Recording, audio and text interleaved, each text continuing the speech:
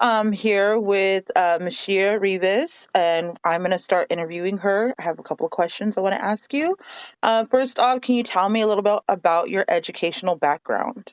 How long you've been, teaching, degrees, and all that, etc. Okay, well, my educational background is extensive, but yet hasn't been in a linear kind of process because I am a mom and so forth. But officially can say it started after I graduated in 2004 with a liberal studies bachelor's, and I was working towards a multiple subject credential because I was first, wanting to teach K through eighth. My first teaching experience was in the public school setting, and I taught middle school age, which Mm, was not a grade level I first wanted to teach, but it was actually, I loved it. It was quite different. And I loved it. So that I taught public school for about 2.5, 3 years, and then I went into subbing for a good while, just due to family transitions and so forth. And I then eventually went back to get my credential and become an ed specialist and focus okay. on special education because my oldest uh, was diagnosed and had an IEP at like second grade. And I then also too, while my subbing, I found my niche as far as I liked working in the special ed classrooms. And I used to get, requested a lot from the teachers, did some long-term subbing. And then as a parent, I just saw the needs for my son. And I just felt like that would be very beneficial to my parents, knowing the side they're on, and then be a teacher to help those Right, students. right. Mm-hmm. So then I then eventually went back, got my multiple subject credential. Excuse me, ed specialist credential, mild mod. And then recently afterwards, after a few years, and I got my master's of education, which specializes in inclusive education and universal design for learning. Oh, Yeah. awesome. So So I think a total of years, I would say my educational career started in 2006. So I'm kind of almost close to reaching my 20-year mark, yeah. but not yet. So Mhm. you've been in education for about roughly 20 years per se. That's Yeah. great. Mhm. No, Yes. and then from piggybacking off what you were saying, um, I kind of why did you actually want to be a teacher? I heard you talking about family, relationship, personal. What did that influence you to be a teacher? Well, first of all, I love to learn. I always loved school when I was young. I was a student. Teaching wasn't necessarily my first career choice, I'll be honest. I wanted to be a writer, wanted to be a journalist. However, yes, then becoming a young mom and a wife, then, I kind of switched gears, and teaching kind of always did come naturally to me because I used to help my father who taught the martial arts. I used to help teach his class. And so I like working with kids. I like teaching. I like, knowing I contribute to our society in some way. So yeah, that's ultimately what, got me to teach. And I'm very grateful that I've been able to have taught in public setting, private school, all Yeah. grade levels, general ed, and then now special education. Okay. So it sounded like you weren't shy being in front of everybody. Oh, heck And no. yeah, no, that's great. Um, as far as from where your experience comes from, what kind of traits do you think teachers need to have to be successful in the classroom? Ooh, first thing I think is patience is so important. First of all, patience with yourself, so that you don't get, too ahead of yourself, but and then to give yourself that grace. So patience is important. Patience, then of course, then if you have patience for yourself, you're going to have patience for your students, Right. which is very essential for all students, not just students that have special needs, Yeah.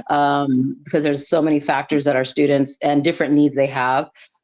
Compassion is another thing that I really feel is so important. And good organization is so key Yeah, and for a that teacher. that brings up the next topic to my questions is how are your classroom management? What do you find essential to include in under your classroom for your classroom management? So my classroom management, I like to focus on, I feel the biggest important thing for teachers of any grade level that I have found is that connection, that rapport that you build with your students is the foundation Yeah. for good classroom management. You could have so many rules, procedures, etc. But if you and kids can follow them and be compliant, but then there are those students that they won't, they can't, Yeah. whatever. But connection, I feel, is so important first and foremost. And I try to keep it simple. I have simple, like 5 classroom rules. Use good manners. You listen when someone is speaking. Follow through. Like if you Hmm. start something, you Right. finish it. Clean up, be responsible for yourself. So, like simple cleanup procedures, things like that. And then, yeah, treat others, the golden rule, treat others as you would like to be treated. And That's it's it. kind of, Simple. yeah, and it's kind of hard to like to say, you explained it so simply, but it's really hard to be in a classroom sometimes with students who don't really have that foundation of those simple, common courtesy, sensibilities. What if there was any type of routines or procedures for your classroom management? Which one did you find most effective? Of course, always being patient, and then just like positive reinforcement. Hmm. Always praise when they do it. If especially if a student is struggling with some of the rules or procedures, Yeah. accentuate that. I love that you wrote your name on your paper. Oh, thank you so much for pushing in your chair. Thank you for Yeah. helping your friend with that. Just accentuating that for that student or even just all the students. And usually most students, they also too want to receive that praise, but making Yeah. sure it's positive and specific. Accentuate the positive. Yeah, Mhm. putting the spotlight on their positive behavior, correct? Yes, yes, Yeah, that's a good absolutely. one. That's absolutely, yeah, that's a must because students won't, they won't recognize that they actually did something, on their own until we actually give them that feedback. Yeah. Um, Yes. so in the classroom, if I may ask through your experience, has there ever been a time where you felt like you couldn't handle a child's disruptive behavior? And can you speak on that if there ever was a time? Um, Fortunately, no. There have been times where some of my students have had some, if you will, called blowouts, and that's kind of characteristic of them, being angry, frustrated. They may kind of throw things or Mhm. say inappropriate words. It could be a whole gamut of those types of things. Right, And usually, like I mentioned, having that connection is what's crucial and key.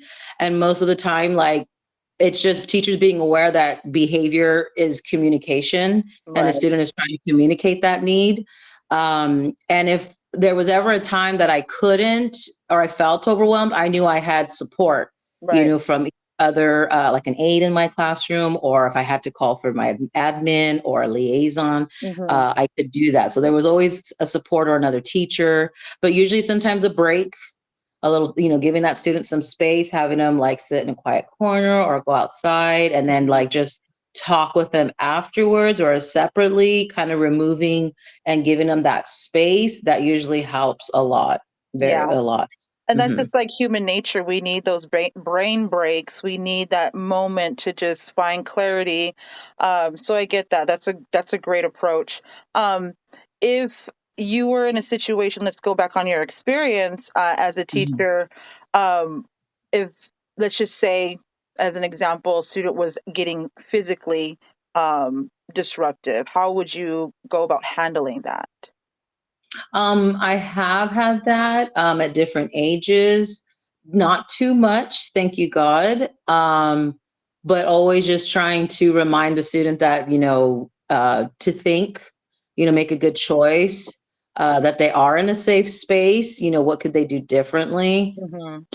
Um, yeah, usually my experience, actually, the students didn't really harm anybody else. They were Right. actually like themselves, like hitting their head or, Would things like you, that. So, if I may interject, would you, because this, like I said, this week we're talking about restorative practices, would you categorize that as being behavior for expulsion or suspension? Would you think that that would like help or hurt the student?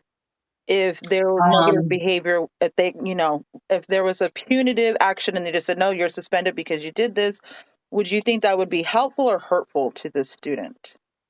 Well, I think it would hinder and it wouldn't be helpful for the student because you're not really getting to the root of their behavior. And with my background, that's very central because, as I mentioned, that is a student's way of communicating a Right. need. And so just being punitive necessarily isn't going to change that behavior. I mean, we have tons of research that shows that. I mean, I studied that a lot during my master's program, and Hmm. so especially like restorative justice too. And so it is important to, yeah, get to the root of, like, why, is it environmental? Is it social emotional? Hmm. Is it, just even their basic needs? Are they hungry? Maybe they're just Yeah, hungry and they need a little true. snack. Maybe they're just tired, or they just, it's just finding out those things, and whatever we can do in our control in that space for that student is what's, I feel, always best. Um, there, of course, are extreme cases when students, you know, warrant, I guess you could say, some expulsion. But even then, it's like, what happened prior? What Right. kind of intervention was done to maybe have prevented that? So Yeah. I think, like, always good for is intervention or prevention versus intervention, Yeah. always first. Hmm. Absolutely. No, great. And I thank you for your insight. Last question that I want to ask. What advice would you give a new teacher who is maybe starting in your same avocation as special education, or, like you mentioned, regular public school? What kind of advice could you give a new up and coming teacher? Have that confidence. Don't be afraid, but then, if not, use that fear to gain that confidence, gain that security that you need to, like, ask the question. Don't be afraid to ask for help. Hmm. In your first year can be and will be rough, so kind of expect that, but give yourself grace, and then also to give yourself credit that you do know what you're doing. Um, I really strongly suggest new teachers get some sub experience. Like, that helps out a lot. Yeah. Just as far as getting your groove, kind of seeing how other teachers do things. Hmm. That gives you ideas. You're in the trenches, so to speak. And then you kind of also get to see what grade level, or ages, subjects you like, Hmm. to kind of point where you want to be. But yeah, I say ask for support. Have a good, it doesn't even have to be someone in your same grade level. It could be even, and then not even at the same school. Right. I feel networking is very important for teachers, Yeah. collaborating. Um, yeah, but don't ever feel like you don't know what you're doing. I think that's sometimes what first year teachers, they doubt themselves a lot. Because they haven't So, experienced a lot. yes, Okay. yes, yeah. Yeah. Mhm. Well, thank you so much for your time, Ms. Rivas. I appreciate all your feedback and insight as to your background, your education, and also to your experience in the classroom. And thank you so Yes, much. Have a nice day. Goodbye. yes, thank you. Appreciate it.